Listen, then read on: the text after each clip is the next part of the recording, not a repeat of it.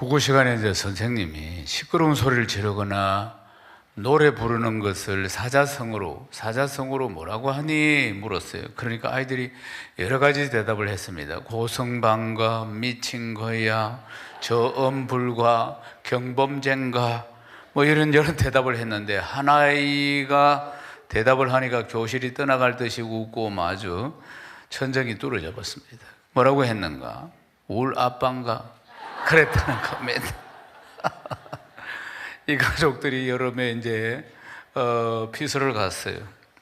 그래 바닷가로 피서를 갔는데 이 꼬마가 자꾸 깊은 곳으로 가니까 엄마가 걱정이 돼가지고, 철수야, 깊은 곳으로 가지 마, 빠져서 죽을 수도 있어, 그렇게 이야기했어요. 그러니까 이 철수가, 아니 아빠는 깊은 곳으로 갔잖아, 그렇게 이야기하니까, 아빠는 보험에 들어놨거든, 그렇게 이야기하더라고요. 오늘부터 이제 새로운 말씀 강의 시리즈가 시작되겠습니다. 오늘부터 시작하는 말씀 강의 시리즈는 지금까지 설교해왔던 방식과는 좀 더 다르게 그렇게 말씀을 풀어서 들려드리고자 합니다. 예수를 믿으면 이러는 의문에 빠지기 시작합니다. 아니, 처음 믿는 분만 있는 게 아니고 오랜 시간이 지나도 성경에 나오는 이 인물들이 진짜 실제한 겁니까? 아브라함, 이삭, 야곱 정말 있었습니까? 이거 허구 아닙니까? 진짜 홍해를 건넌 겁니까? 성경에 나오는 가나안 땅, 이게 진짜 있었던 땅입니까? 다윗과 골리앗 이야기, 이거 정말입니까? 다윗은 소년이라고 하고 골리앗은 거의 3m나 되는 거인이라고 했는데, 그런데 돌 던져가지고 정말 맞아 죽었습니까? 이거 소설 아닙니까? 이런 생각할 수 있습니다. 실제로 말은 하지 않지만 이게 진짜 일어난 일인가 하는 생각들을 하는 분들이 들어 있습니다. 신앙생활을 계속해도 교회 안에 직분이 아주 높은 사람들도 그렇게 생각할 수 있습니다. 그냥 신앙 연수도 있고 체면도 있고 하니까 그냥 반신반의하면서 그냥 교회 다니고 있는 겁니다. 사랑하는 여러분, 성경에 나오는 모든 이야기는 실제 역사이고, 가나안 땅은 지중해 연안 지방으로 오늘은 레반트라고 오늘 이 시대를 부르고 있는 바로 그 땅인 것입니다. 그림을 보십시오. 지도가 이렇습니다. 사랑하는 여러분, 이 지역을, 그러니까 성경에 나오는 적과 꿀이 흐르는 가나안 땅을 지금은 또 레반트라고 부릅니다. 오늘부터 이제 성경에 나오는 지리적인 또 지도, 성경의 역사, 이런 것을 꼼꼼하게 살펴보면서 믿음의 조상들이 어떻게 살았는가 하는 것을 우리가 살펴보고 은혜를 받으려고 합니다. 사랑하는 여러분, 오늘 이 지도를 보면은 좀 더 잘 이해가 되실 것입니다. 저기가 바로 가나안 땅, 더 레반트라는 곳이 가나안 땅이고 성경의 땅이고 레반트 지역인 것입니다. 학교 다니실 때 인류의 4대 문명 발생지에 대해서 배우셨지요. 그러니까 4대 문명이 발생한 곳이 BC 4000년에서 BC 3000년 사이에 큰 강을 중심으로 해서 인류의 4대 문명이 생겼다는 것입니다. 보시면 이렇습니다. 세계에서 가장 긴 강이 나일강인데 나일강을 중심으로 해서 이집트 문명이 생겼어요. 티그리스 유프라테스 강을 중심으로 해서 메소포타미아 문명이 생겼어요. 이쪽으로 건너오면서 인도의 겐지강, 인더스강을 중심으로 해가지고 인더스 문명이 생겼습니다. 이쪽으로 건너오면서 중국의 황하강을 중심으로 해서 황하 문명이 생겼습니다. 그 중에서 메소포타미아 문명과 이집트 문명을 딱 이으면은 마치 초성달처럼 딱 나오게 되어 있습니다.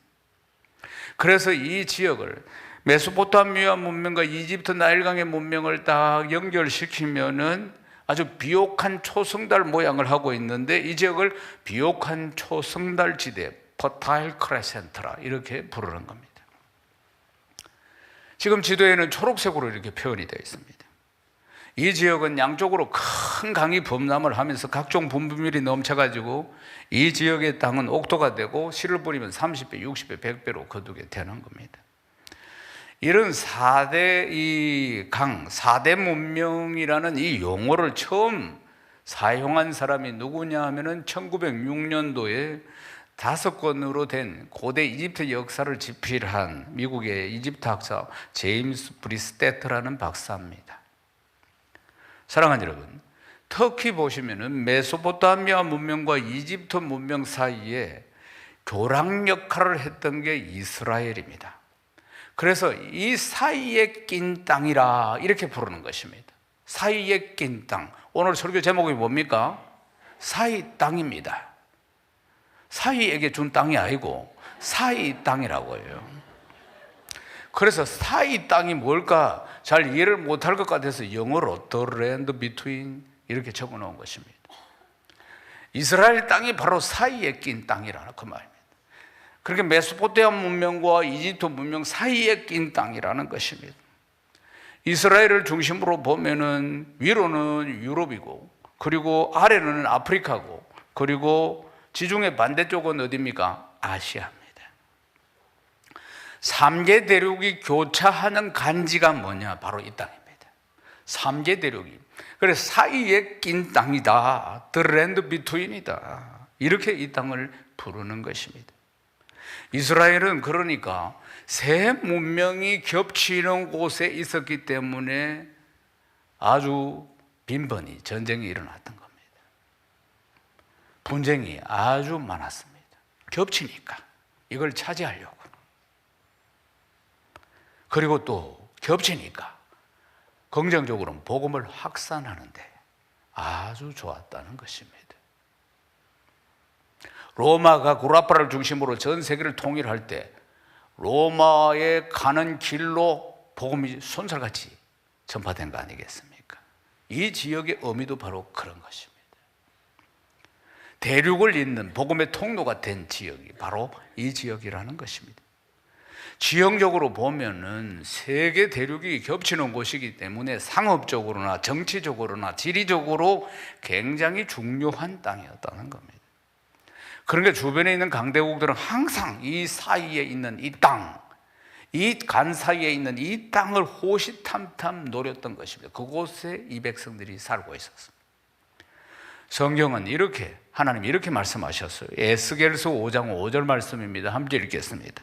주 여호와께서 이와 같이 이르시되 이것이 곧 예루살렘이라 내가 그를 이방인 가운데 두어 나라들이 둘러 있게 하였거늘. 아멘. 에스겔서에 나오는 하나님 말씀입니다. 여러 나라들에 둘러 있게 했다는 것입니다.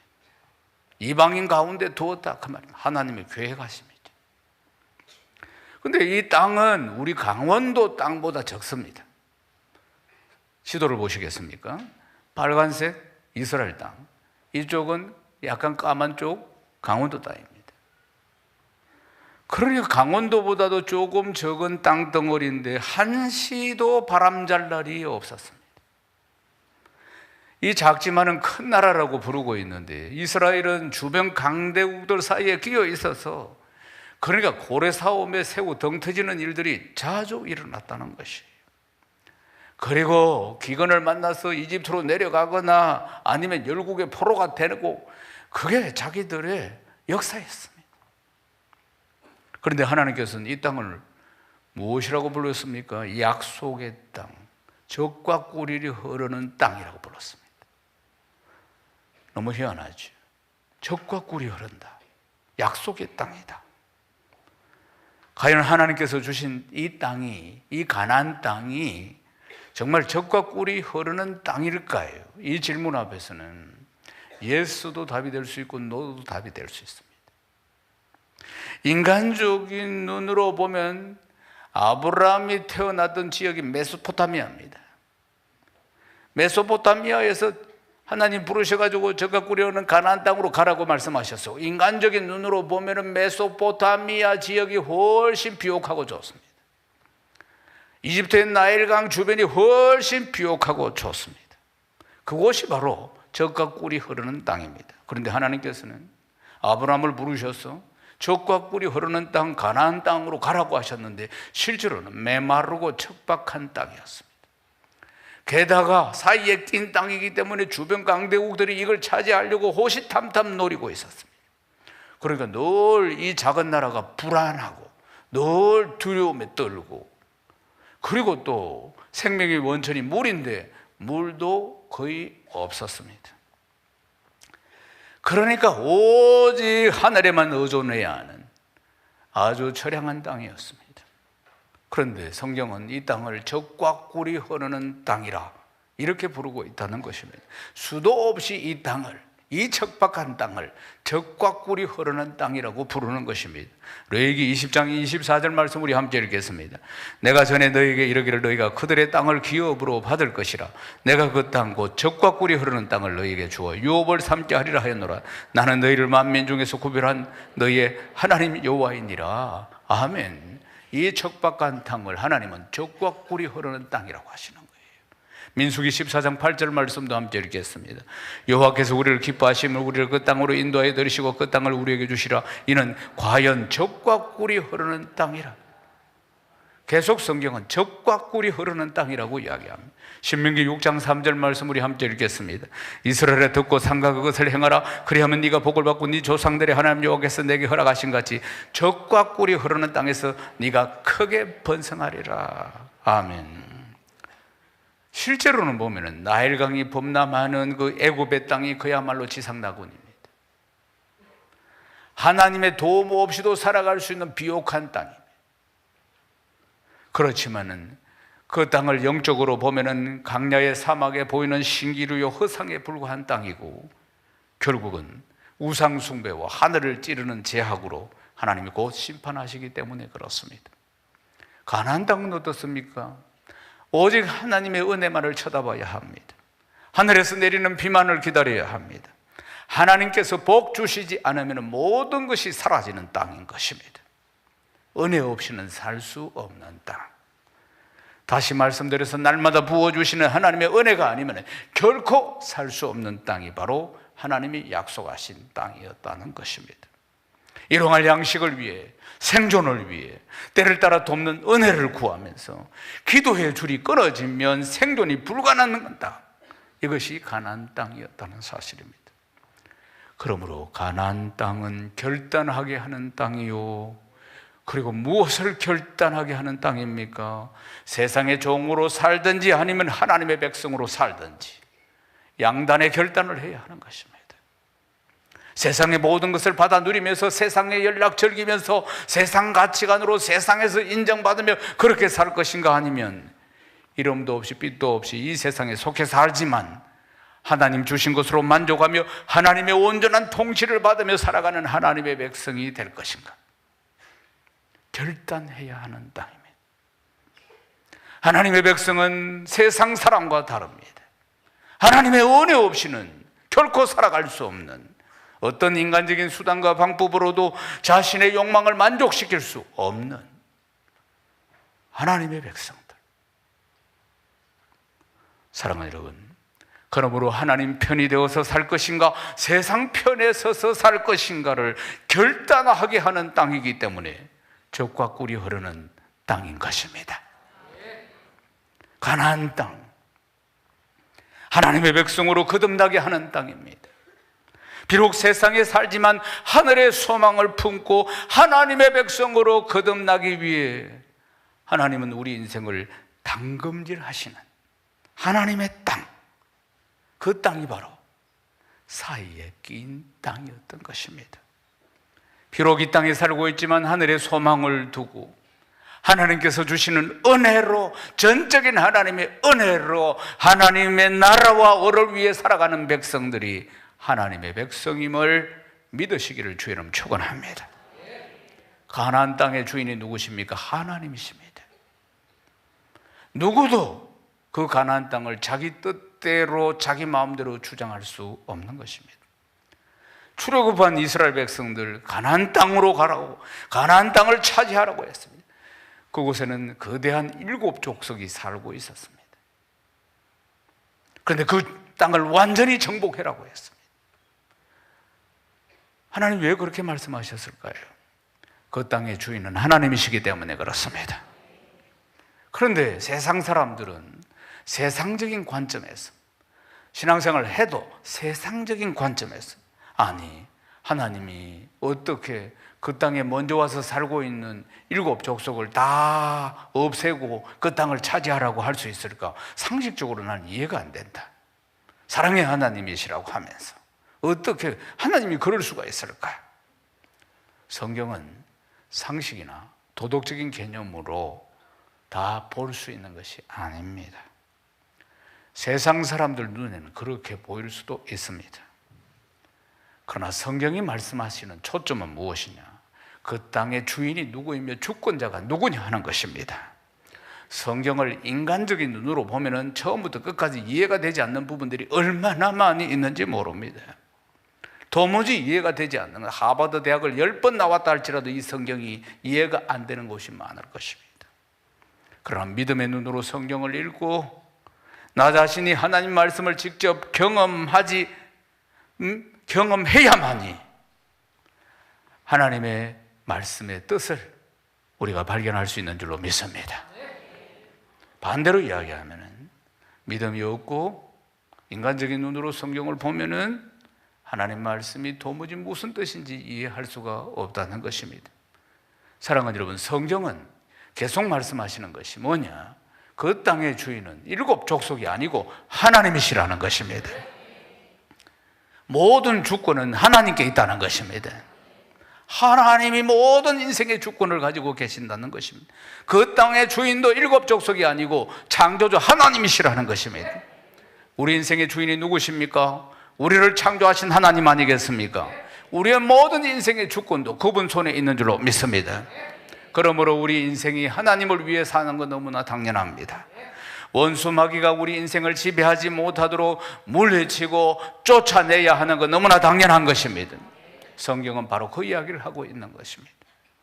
우리가 직접적으로 눈으로 보고 깨달을 수 있도록 성경 말씀은 그렇게 우리에게 도전하고 있습니다.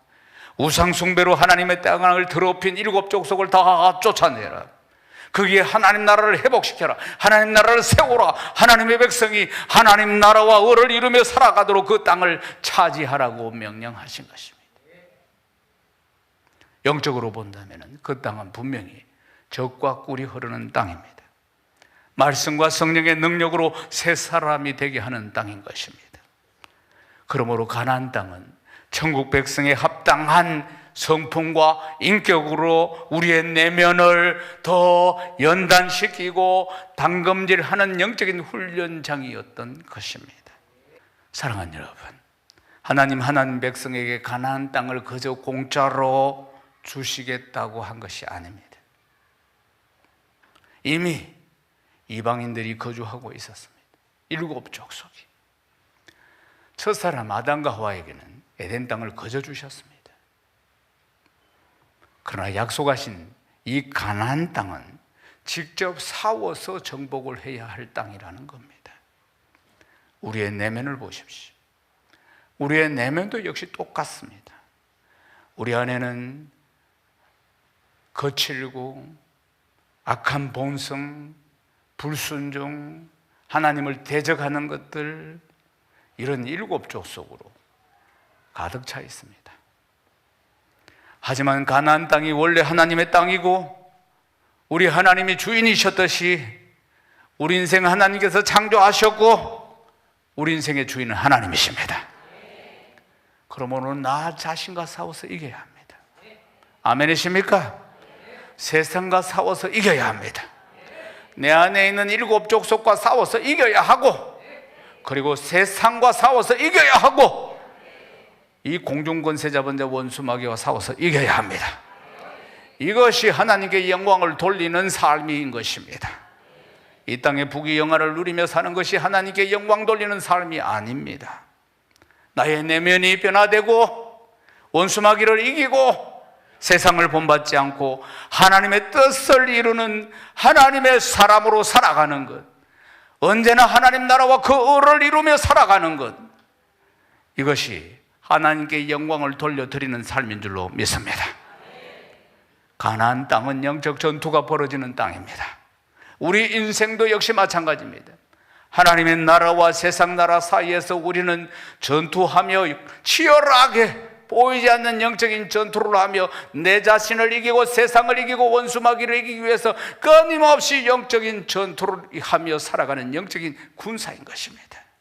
디모데후서 2장 3절에서 4절 말씀 우리 함께 읽겠습니다.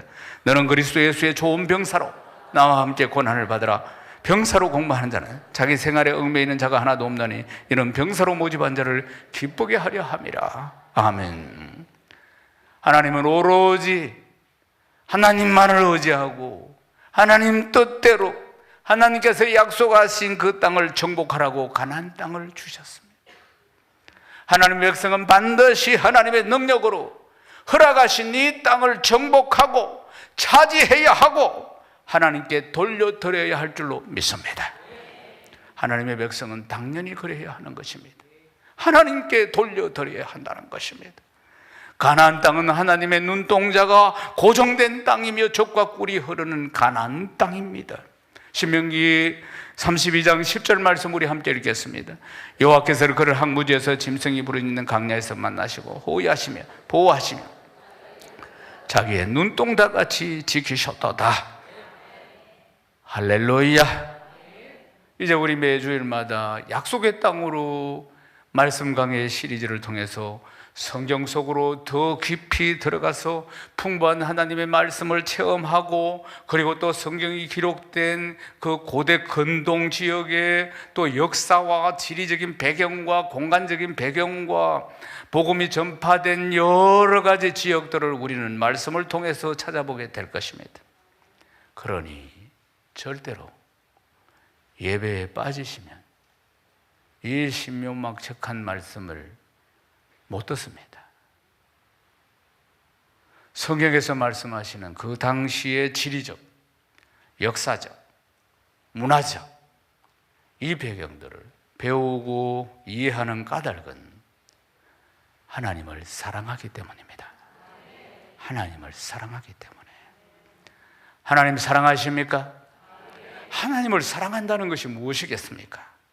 하나님을 사랑한다는 것은 어떻게 한다는 것입니까?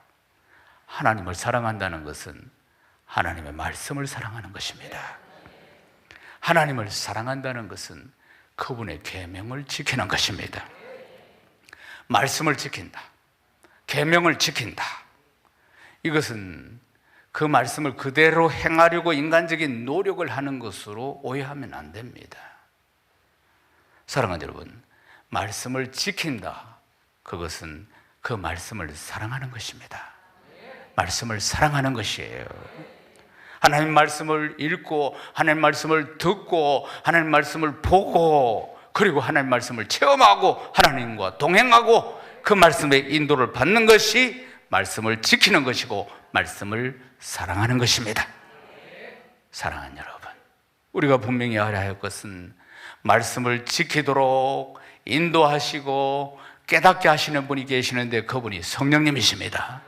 우리는 인간적인 어떤 노력으로도 이 말씀을 다 지킬 수 없습니다. 우리는 부족한 인생이기 때문에, 그래서 보혜사 성령께서 우리를 도와주시기 위해서 계시는 것이고, 우리의 제일 큰 기도 제목은 주의 영으로, 성령으로 충만한 것입니다. 요한복음 14장 26절 말씀 우리 함께 읽겠습니다.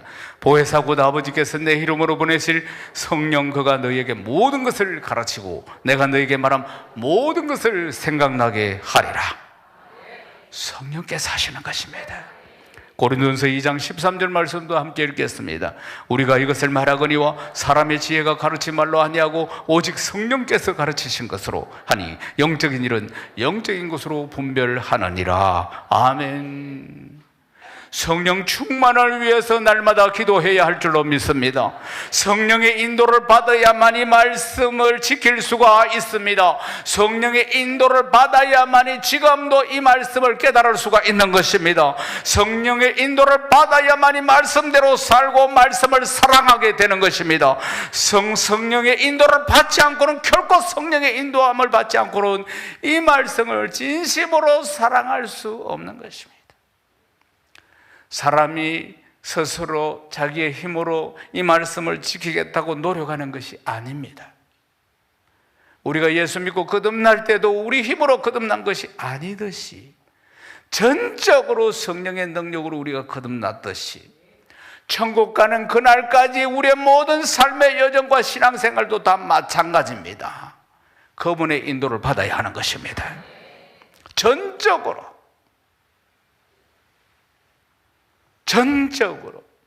성령의 인도를 받아 말씀을 깨닫고 말씀을 체험하는 것입니다. 하나님의 말씀을 사랑하고 그 계명을 지키는 자는 천대까지 하나님의 은혜를 누리게 된다고 성경은 말씀하고 있습니다. 신명기 5장 10절 말씀 우리 함께 읽겠습니다. 나를 사랑하고 내 계명을 지키는 자에게는 천대까지 은혜를 베푸느니라. 천대까지 은혜를 베푸느니라. 성경은 하나님의 비밀입니다. 하나님의 비밀이 무엇입니까? 바로 예수 그리스도의 복음입니다. 사랑하는 여러분, 하나님의 비밀, 하나님의 복음을 깨달은 사람이 바로 하나님의 일꾼이라고 성경은 말씀하고 있습니다. 고린도전서 4장 1절 말씀 우리 함께 읽겠습니다. 사람이 마땅히 우리를 그리스도의 일꾼이요 하나님의 비밀을 맡은 자로 여길지어다. 하나님의 비밀을 맡은 자가 구해야 할 것은 충성입니다. 고린도전서 4장 2절 말씀 함께 읽겠습니다. 그리고 맡은 자들에게 구할 것은 충성이니라. 충성. 말씀을 마치겠습니다.